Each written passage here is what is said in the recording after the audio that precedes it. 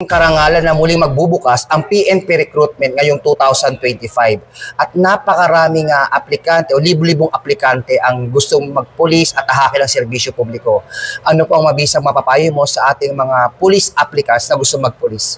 Para sa mga kababayan natin na nais na magserbisyo publiko, isa naman po ang kabilin-bilinan ng ating GPNP na ang ating pong pipiliin, yun lang mga nararapat at yung mga karapat-dapat lamang na magsuot ng PNP badge. Nananatili yung pagpapatupad ng PRSS, yung ating recruitment unit, na ipinatutupad yung QR code.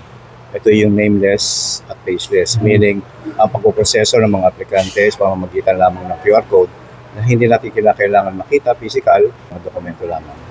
Sir, karagdagan pa sir, marami ngayon ang nagpapanggap na miyembro ng PRSU at syempre marami ding mga iba't ibang klaseng pages na nagpapanggap na magbibigay ng bayad para makapasok sa PNP. Sir, ano masabi niyo sa mga gumagawa nito, sir?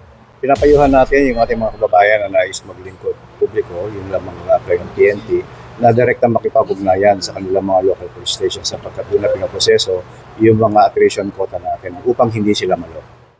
Mula po dito sa Philippine National Police Headquarters, ako po ang inyong Police News Network Correspondent, Police Chief Master Sergeant Mauricio Bonilla Ruiz, alagad ng batas, taga-taguyod ng Balitang Pulis.